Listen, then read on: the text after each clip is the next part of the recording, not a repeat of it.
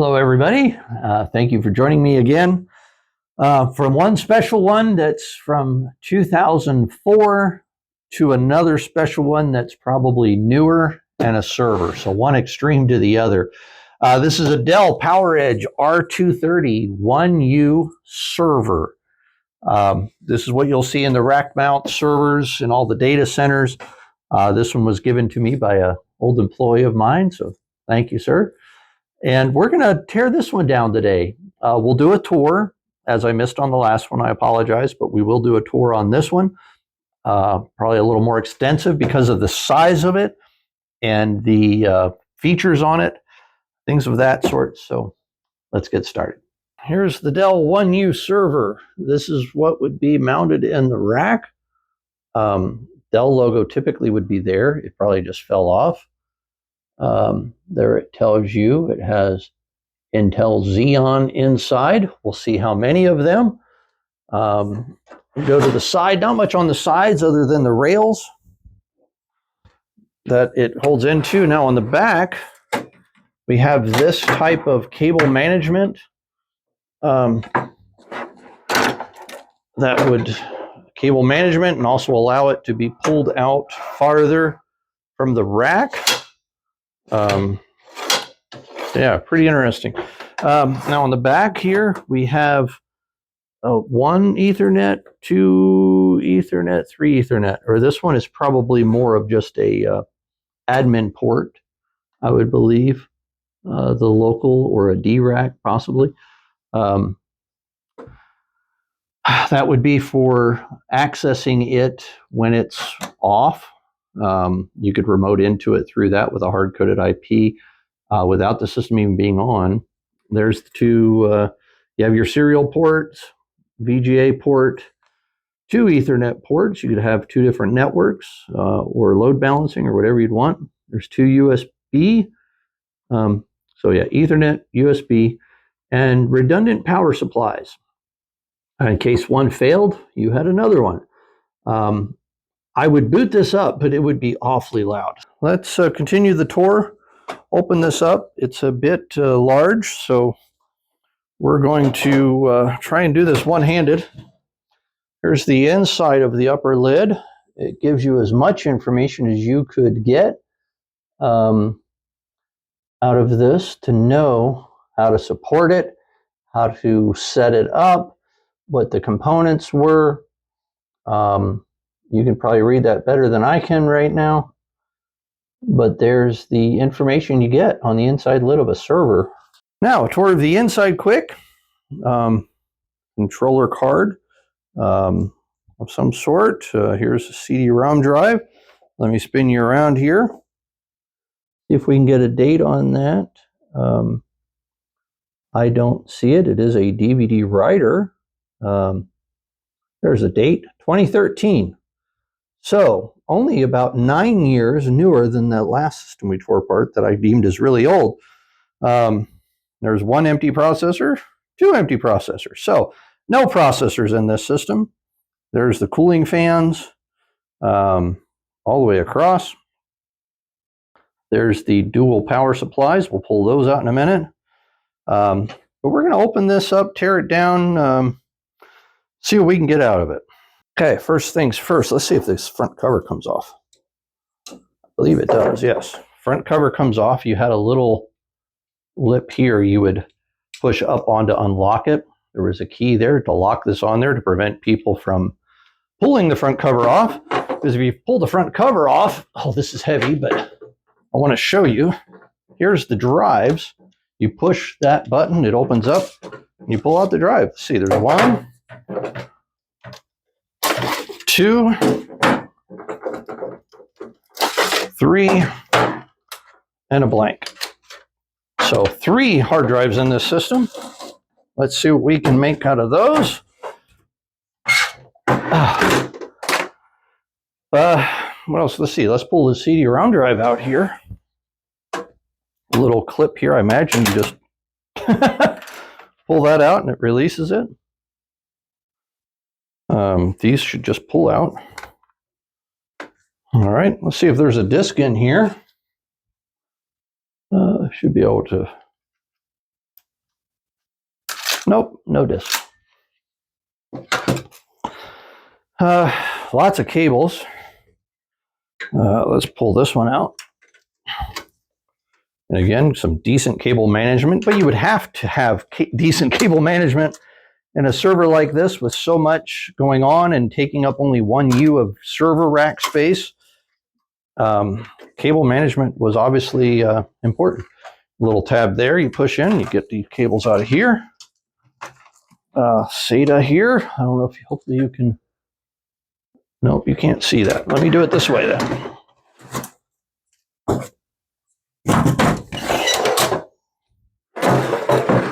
Okay, we are back at this side here. We are going to disconnect the SATA cable. We're going to get that one out of there. Let's see if these, oh, nice little tab. Let's pull up on that. This one does not have a tab, but I'm going to pull up on it anyways. Another tab there. Okay, we got those cables out.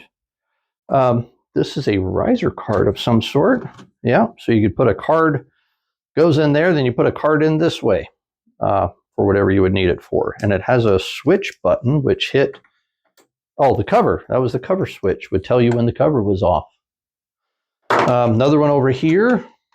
See if I can get that one out. Oh, this one actually has something in it.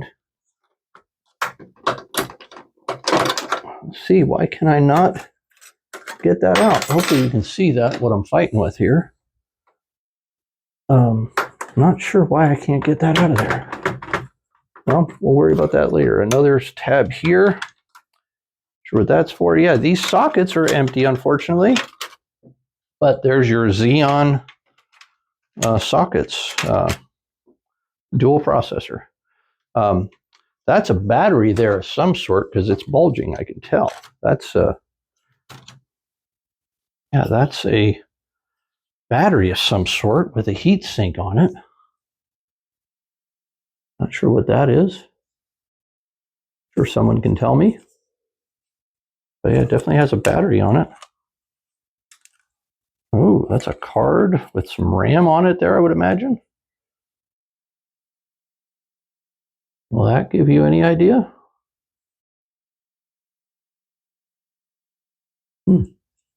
Interesting. Oh, looky here. That tells me it corroded. It has corrosion on the board. That could have been the failure point for this server. Not sure why it would have corrosion there, unless it got wet. I have seen it where a technician would be working on the server and sweat would drip and you wouldn't know it. And then months later, you'd have a corrosion spot. So that's certainly a possibility. Or it could just have corroded for whatever reason. I don't think that's dirt because it's not coming off. So that is corrosion. Interesting to say the least. CPU 1, CPU 2. You would think this would come off. But that just slides back and forth. So as you see here, not 8, but 6 slots on each side. You can see them paired by the white and black. So 12 slots for RAM, corresponding with 6 for each processor. There's a little heat sink here. I wonder what's under that. I may not even be able to get that off of there. Oh yeah, there it comes. Okay, there you go. Got that. So let's get the, oh, look at that. That came right up. Oh, more cables. Well, this is for the power supply here. There, that's for the power supply. These fans are modular, so those could be replaced easier. It is 2 fans back to back. I'm not going to separate them, but maybe I will. Are they easy to separate? No? Okay, we're keeping them together. There's the others. Get the fans out of there. And more cables. There's another fan, but that's underneath this. Oh, look! Lots more capacitors and things. So let's see if we can get this connector out of here. Wow, no easy way to get that out. It has a clip there, so you obviously would think that would come out, but we'll We'll work on that again some other time. Well, here, oh, now I have a cable. Whoop, sorry. No. Let's see here. How is this going to come out? Okay, do I have multiple cables to pull on? Nope. Does it disconnect from here? No. All right. Power supplies are coming out. Let's get these out. They should just, you have this tab here. You push it in that way and the power supply slides right out. If you can get the bracket out of the way.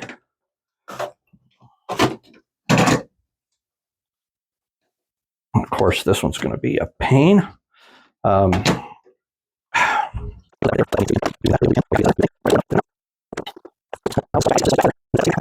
Well, that's going to stay in there. So here's the power supply, 550 watt. So it had dual 550 watt power supplies, 80 plus platinum. Wonder if these are valuable, but I don't know if they work.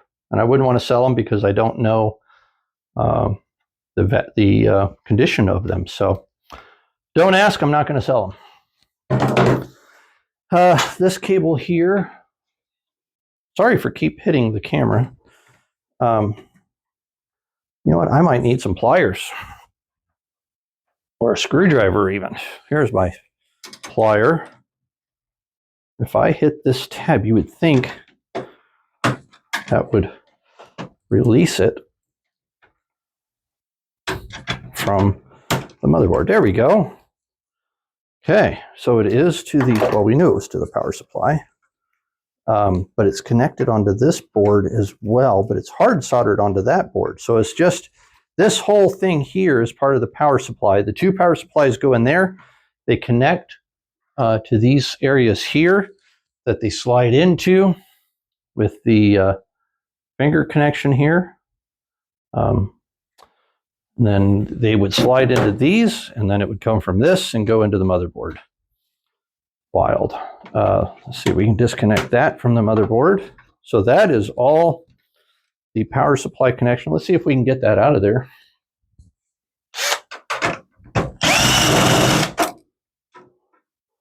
It tells me there's another screw somewhere. Right there. Look at that. Wow, so there's those slots that the power supplies would slide into. There's the capacitors. Wild. Little controller board right there. It looks like it was an afterthought. Wild. But yeah, that's probably a power supply. I'll put that in the power supply box. All right. You know what? Let's get this one here off the front. This little controller here. I don't know really what it is or what it does, but maybe it'll give us some indication when I get it out. Oh, that's didn't like that one. That's funny how that's the only one that wouldn't come out. Oh, I bet you that's a torque. That's why. That's a torque bit. Now I probably stripped it out so much it ain't gonna come out. So, all right, I'm not even gonna bother with it. Too much time involved already. Well, let's get the motherboard out. Let's see if we can succeed with that. How many screws do you think are holding this baby in? I'm not gonna count, but if you want to count, you can.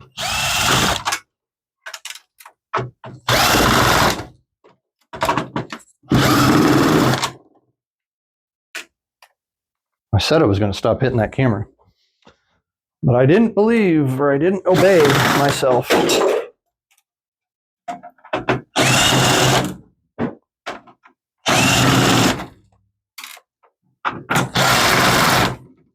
Still weird that that doesn't come out. Oh, there it is. All right, this is, ooh, there's a card in there. Ooh, 8 gig memory card. Look at that. I did not expect that. So they had a reader, the Ethernet port, probably for programming. There's some information there if you care. Information there. Wow, I did not expect to find an 8 gig Dell memory card. All right, back to the motherboard. Oh, there's one holding it in somewhere. Where might that be? Nope, I got them all. Wow, this cable here is still holding it in. Is that? Well, here, let's get it this way. How is that? Okay, there we go. Wow, that's a heavy motherboard. Look at that. There's some insight for you. Foxconn was the manufacturer for Dell, apparently. There's the part number and power board number, made in China. What other information is on here? There's the QR code for, says Mac, but it's not the Mac address, obviously. There's a code there. Made in China is all that I can read off of it. Wow. Quite interesting. But that's probably all she wrote.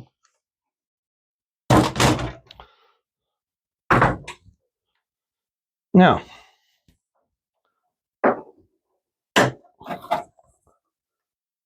I need to get this power supply out. I figured out how to get this power supply out. This right here was stopping it. There's a little clip you need to push forward. That little clip comes right out.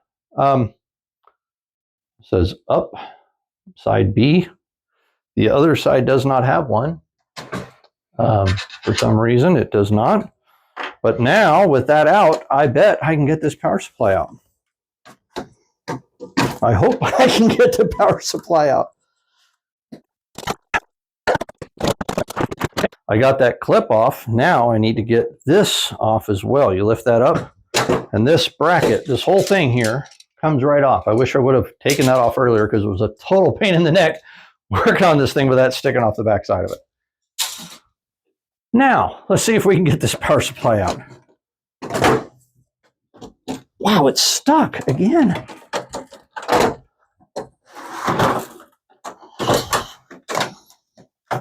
Ah, there we go. Got it out. Yay. So another 550 watt, 80 plus platinum power supply that I am not going to sell. Don't ask, because I don't know the condition of it. It was given to me just to tear down. So that's what I'm going to do with it.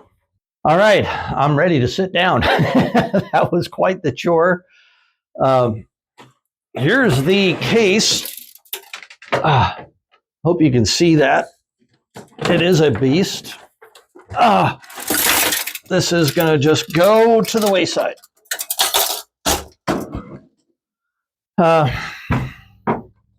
Motherboard, quite heavy. I'll add that to my motherboard box. Plastic stuff.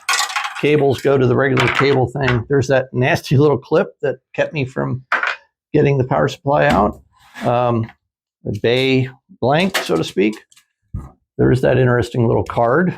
A finger card of sorts. Very interesting, though. This is also a finger card, so that'll go in that box. And another one with a USB port on it. This was the case open switch and a USB to signify that information, I'm sure. Here's this little battery. Very interesting. It's bulging. It's not the CMOS battery because that is right there. So it was a battery for whatever this was. I wonder if I can get the this heatsink off of here.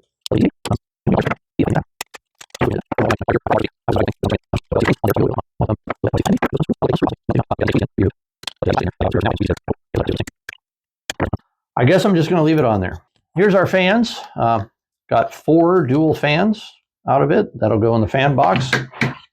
Yeah, I'm going to cut these cables off of here, but this is basically a power supply. Is what I'm going to consider it as. But you know what? I might just leave that on there? No, I'm going to cut them off. They're easy to cut off, and I can put it in with my other box of cables. And these servers being from, what did we say, 2014, I think we said? I can't imagine a server of that age still being utilized in today's business world. So even if it did have value at one point, I don't believe it would anymore. These power supplies, you know what? Let's open up the power supply. At least one of them. Let's open this bad boy up. One screw there. There's a few here. Whoop. Wow, I don't know if I'll even be able to get those out. Yep, I can.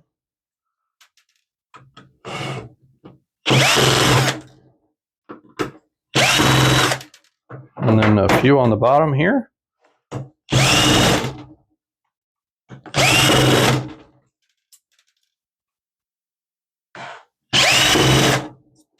And on this side, yep, a few. Not sure what these hold in. They're right there by the clip. So I imagine they might just do something with that. I don't know, but there we go. Let's see. How does it open now? Does it slide? Does it pry up? Does it come apart? Oh, it opens up sideways. Look at that. Unexpected. Again. Big old capacitor in there. Very compact, obviously, for the size of it, for 550 watt. If you're curious, this Velcro strap went around the power cord you would put in there. The Velcro strap would go around the cord to keep it from getting pulled out. So you would not lose power by someone tripping over the power cable and pulling it out. Yeah, fan, inline fan, how the fan is right in the middle. Well, not right in the middle, but pretty much in the middle. There's those finger card slots that we talked about earlier. Quite the deal, but I'm not going to put the screws back in, but I'm sure the other one is exactly the same, so we're done with that. Okay, let's look at these hard drives. They are smaller. They are SATA drives. They're smaller. Let's get a closer look at them, and then I'll pull it out of the tray as well. There's the hard drive in here. 10,000 RPM. I see that. 300 gigabyte. So it had three 300 gigabyte drives in it, probably an array. Here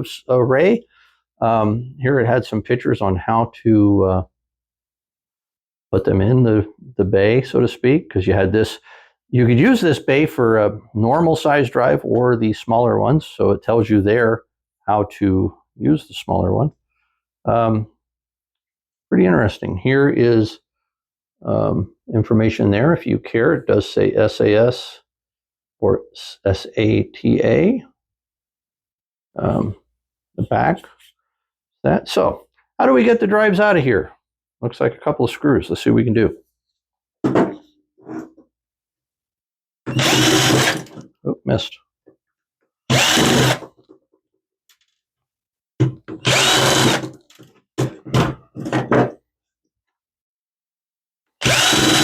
So my guess is these screws are just going to hold in that bay, so to speak, or that, let's see what we got. Yep, it just held. So there's the cradle, as they would be called. And again, it says right there, 300 gig, 10K RPM. Hit that, and that's how it would lock in to the front of the system. There would be light indicators there that would show activity, or if there was an error, or you could go into the RAID controller and say, hey, light up disk 2, and then it would light up there as to which one you would be talking about in the interface. Now we have it this way. Let's get the drive out of this. 2 screws, it looks like.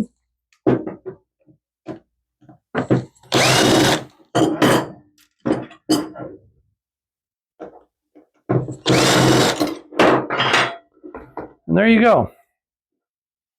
Very interesting. I'm not going to bore you doing that 2 more times, but I am going to do that before recycling, sending them off to recycle.